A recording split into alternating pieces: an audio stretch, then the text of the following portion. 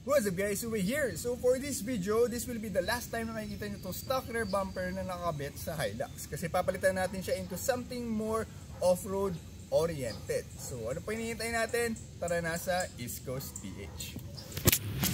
Alright, so nandito na tayo sa East Coast PH dito sa San Mateo, Rizal. And nakapark na si Jairo doon sa garahe. So nakaanda na yung parts, yung ARB rear Rosa mid rear bumper, and ikakabit na lang siya. So tingnan natin ng malapitan and bakit ako magpapalit ng rear bumper, ano. Alright, so closer look. Ito yung ARB Rosa mid rear bumper. So ito yung actual buong assembly niya. So ito yung kakabit dito sa ilalim, syempre. Tapos ito yung mga nakapatong sa taas dito, ano, yung tapakan and yung iba pang parts, ano. So tingnan natin mamaya ano yung final look. Of course, installation paper, instruction ladder. So abangan na lang natin, or abangan nyo na lang yung itsura niya kapag nakakabit na siya.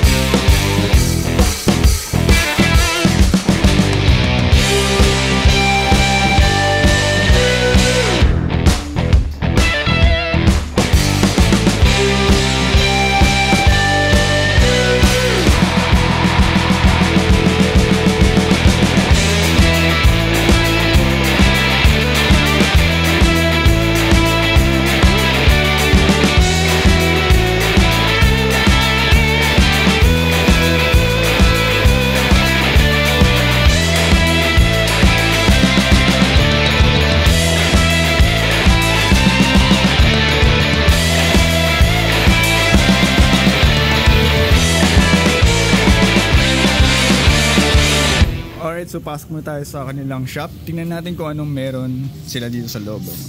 So of course, they carry ARB brand tulad ng ARB rear bumper natin. Ito yung mga accessories para sa base rack. So yung mga clamps, ano ba ito, mga quick release awning bracket, tapos yung mga spare wheel strap, and of course yung lalagyan naman ng jerrycan, ano. And ito mga bracket para sa recovery board. And yung mga iba pang accessories like phone holder and whatnot, lug nuts. Then of course mga suspension lift kit tulad nitong Tain suspension. So usually ito yung kinakabit kapag gusto mo ng more on comfort ride, ano? Hindi ka mag off-roading and whatnot. If you just want a comfort ride, yan, Tain suspension, Tain battery, Street Performance Advance Z. And then yung tawag ito, yung entry level suspension lift kit ng ARB, yung kanilang Oldman Emo na nitro charger gas shocks, ano. And of course yung mga springs and yung mga bolts para sa lift spring. So yan, lift kit, mga bushings, and of course mga ibang brands like yung mga Horn, Hella, Aisin brands, yan, clutch and other auto parts. Ayan, ito yung authorized dealer din sila ng Aisin. Tapos yung mga iba pang accessories, yan, like mga bulbs and whatnot. And of course yung mga fluids and other maintenance stuff, ano. Yan. So yun, they also do maintenance service dito. So meron isa sa labas ngayon nagpapa-maintenance. And aside from that one, of course, meron din silang cafe dito. Yan. East Coast Cafe. And then meron din silang mga car care products. They carry yung Soft 99 na product, ano. So Fuso Coat, King of Loss, etc. etc.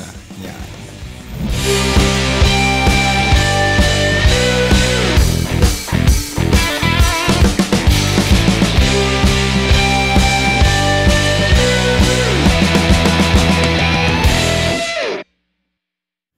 Ayun, so tapos na ang kabit.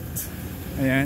So meron din siyang kasama dito nung sabitan para sa tow hitch, and yung pin dito, ano. So nandun sa likod ngayon, pakita ko lang sa inyo mamaya. Then syempre meron din siyang warranty booklet. So pakita ko lang din yun mamaya sa inyo. So yan na siya. So wala pa palang dumadating nung bumper na may provision para sa rear sensor. So ito, binatasan din to kanina. So yung meron lang pala nun is yung para sa Ranger, ano. Yung sa Hilux wala pang ganun dito na dumadating. So puro ganyan siya, tapos need na butasan. So ayun, ito si Boss Rael. So promote mo yung shop mo. Ano ba mayroon dito? Wala lang. Punta lang kayo. Mga mahilig mag-overland, off-road, kahit maintenance ng sasakyan, punta lang kayo. Ayan. So ito si Boss yung nakasama namin sa Sarap Buhay. So yun, kung meron kayong kailangan, lalo na yung mga ARB, punta lang kayo dito. Pabudol kayo kay Sir Sir Rael. Yan. So kung meron din mga maintenance stuff, oil change and whatnot, punta lang din kayo dito, no? San Mateo, Rizal. Tama, no? San Mateo? San Mateo, yan. Anong tawag ng sa kalsadan to? Cambal Road. Cambal Road. Along Cambal Road lang. Nawi-waze naman siya. Kung check nyo na lang sa Waze. Makikita nyo na. So yun, thank you Sir Rael. Salamat sa budol. Salamat sa inyo, Nickel. Ayan. So meron din tayong sticker na binigay. Ayan. Tapos syempre sila Kel Esteban. Ayan. All good. So ayan, pwede na tayo maghatak. Hello JL, makahatak na kita. Alright, so naikabit na yung ARB Raw Summit Rear Bumper para sa Hilux Conquest. So we're currently here at the Bonifacio Shrine dito sa Maragondon, Cavite. So sa mga naghahanap ng short light trail na kaya ng 4x2, yun, pwede rin kayo dito. So may light, short off-road truck sila, dirt truck. So yan, going back to the bumper, let's take a closer look. So yan, meron siyang mga kapal na tubo. So diameter is 60.3 mm. Tapos yung kapal ng bakal is 2.6 mm. So nagsisimula yan dito. So yan, nakamount siya doon. Tapos may bakal dito. And ito, para maprotektahan yung tab mo. So meron din siyang bakal dyan. Para pag may mga nag-fling na malalaking bato or bumaba ka, na alam naman natin pag pick up mahaba yung departure angle, so pwedeng tumama dito sa tab mo. So instead na dito tatama yung bato. Ayan, so makapal yung tube niya, Tapos meron siyang jacking point dito. Ayan, kung nakikita nyo, so pwede nyo ilagay dyan yung mga high lift jack nyo. So pag nabalaho kayo, pwede nyo itaas yan para i-offset nyo or maitulak nyo somewhere else yung o kaya kapag nagplatan kayo on the trail, pwede nyo i-jack dito. And moving along, ito na yung diffuser niya. So ito ay powder coated para corrosion resistance. Then makapal siya, 1.6 mm din yung kanyang kapal. So kung nakita nyo kanina, binutasan to kasi yung mga dinadala dito or dumadating dito na Rear Summit bumper ay wala pang butas. Pero sa webpage ni ARB may mga provisions na daw. Yun nga lang, yung dumating dito wala pa. So yan, 1.6 mm yung kapal. Tapos itong step board, anodized siya. Tapos may mga radius siya para may grip, hindi lang basta dudulas yung paa mo dyan. So that's with the step board or step bar. Step board, tama. Tapos meron din dito panel para maprotektahan din ulit yung tab mo, para pag tinatapakan mo dito, hindi magagasgas yung mismong body ng tab. And yun, dito tayo sa tow hitch. So meron siyang 50 mm na receiver, hitch receiver. So kasama dito yung lalagyanan ng tow ball, pero wala siyang tow ball sa dulo. So ito, tulad na itong makikita nyo, meron lang din siyang pin tsaka yung parang lock niya, pin lock, na pwede mong ipasok dito. Yan. So bakal din yan, makapal yan. Tapos itong butas sa baba para sa trailer yan. Hindi po pwedeng lagyan ng recovery, mga shackles, bow shackles. Pang trailer lang yan para kapag kung ano man mangyari na tanggal sa pagka-hitch niya yung trailer nyo, at least meron kayong extra safety chain dito papunta sa trailer nyo. So yun, hindi siya recovery point. Then may mga provisions yan para sa mga trailer wiring nyo tsaka sa mga air compressor.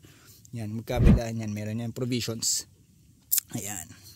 And yeah, that's pretty much it. So actually natamaan na siya isang beses. Yung kung mapapansin nyo, yan, may tama na siya sa trail. And yan, makapal talaga siya pang off-road. And then bago ko makalimutan, compared sa stock bumper, yes, nag-increase tayo ng departure angle kasi mas bumaba siya and mas nag-extrude palikod. So humaba palikod, bumaba din siya. So do take note of that.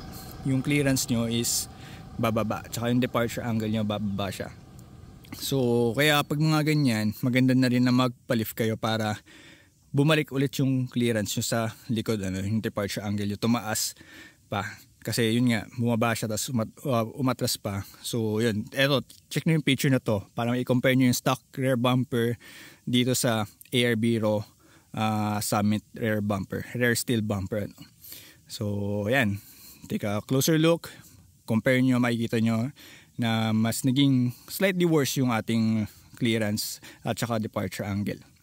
But ang kapalit naman yan is yun nga, pwede akong mag-recover gamit nung hitch niya. So lalagyan ko lang ng recovery hitch tulad nung nasa clip na to. So yan, separate kong binili yan, Saber na rope-friendly hitch, recovery hitch na binili ko sa off-grid 4x4 sa may Bacoor. And then, yun nga, may protection siyang ipoprovide sa ating rear. And mas makapal yung bakal niya compared with the stock na parang mga 1mm lang din yung kapal ng bakal niya, no? So yan, that's pretty much it with the ARB Raw Summit rear bumper for the Hilux Conquest. So any Hilux model, basta yung 2015 up to 2023. So yung basta yung 8 gen ata kung hindi ako nagkakamali, N80 na Hilux. Basta yung gantong Hilux yan.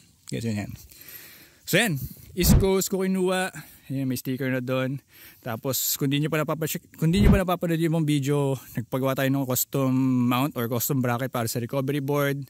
Ayan, tapos naglagay na tayo ng awning and crossbars mula naman kay Outdoors Club. Yung recovery board mount or bracket, nagpagawa tayo kay RMS. So price, SRP is 55K. Yun, East Coast, Gears Banawe, yan yung mga pinagtanawan ko. So yeah, that's pretty much it with the update or yung ARB Rear Summit bumper for the Hilux Conquest.